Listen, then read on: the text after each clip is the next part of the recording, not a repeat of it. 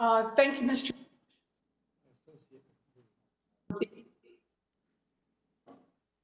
Thank you, Mr. Chairman, and thank you to our witnesses for being here today. Hope everybody's staying safe and healthy. In the past 16 weeks, over 1.3 million Americans have been infected with coronavirus. We now know that about 80,000 people have died and 33 million people are out of work. Dr. Fauci, you have advised 6 presidents. You have battled deadly viruses for your entire career. So I'd just like to hear your honest opinion. Do we have the coronavirus contained? Senator, thank you for the question. Right now, it depends on what you mean by containment. If you think that we have it completely under control, we don't. I mean, if you look at the dynamics of the outbreak, we are seeing a diminution of hospitalizations and infections in some places, such as in New York City, which has plateaued and started to come down, New Orleans, but in other parts of the country, we are seeing spikes. So when you look at the dynamics of new cases, even though some are coming down, the curve looks flat with some slight coming down. So I think we're going in the right direction, but the right direction does not mean we have by any means total control of this outbreak.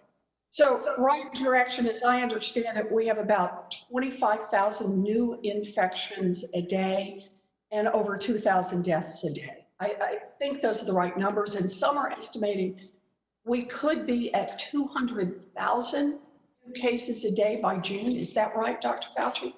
I don't foresee that as 200,000 new cases by June. I am hoping and looking at the dynamics of things starting to flatten off and come down, that we will be much, much better than that, Senator. I mean, I think that's really right now, just so I understand, we are right now at 2,000 new infections a day and 25,000 new infections a day and 2,000 deaths a day. Right.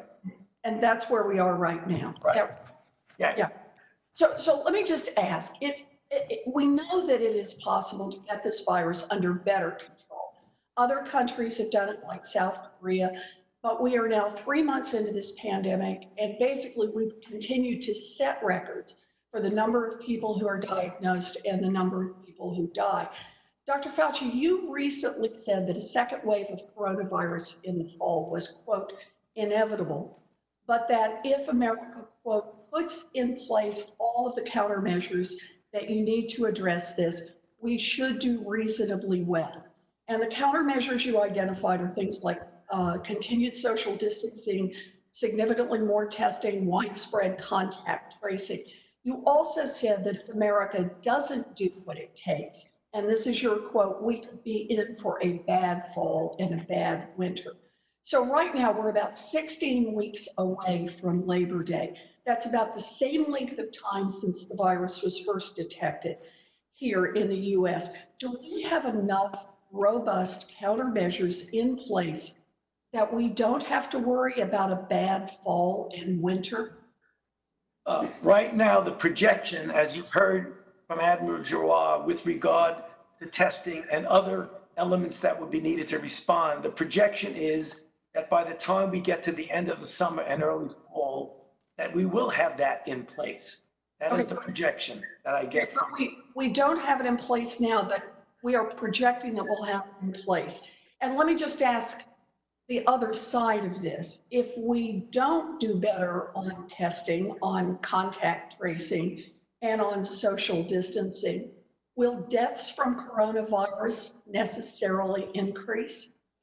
Of course, if you do not do an adequate response, we will have the deleterious consequence of more infections and more deaths. And that's the reason why you quoted me, Senator, quite correctly in everything you said, and I will stand by that. If we do not respond in an adequate way when the fall comes, given that it is without a doubt that there will be infections that will be in the community, then we run the risk of having a resurgence. I would hope by that point in time, in the fall, that we have more than enough to respond adequately. But if we don't, there will be problems. I appreciate your hope, and I wish we could tell the American people that the federal government has this pandemic under control, but we can't. In fact, you have said that the virus is not under control in the US. We haven't yet taken the measures necessary to prevent a second wave of death.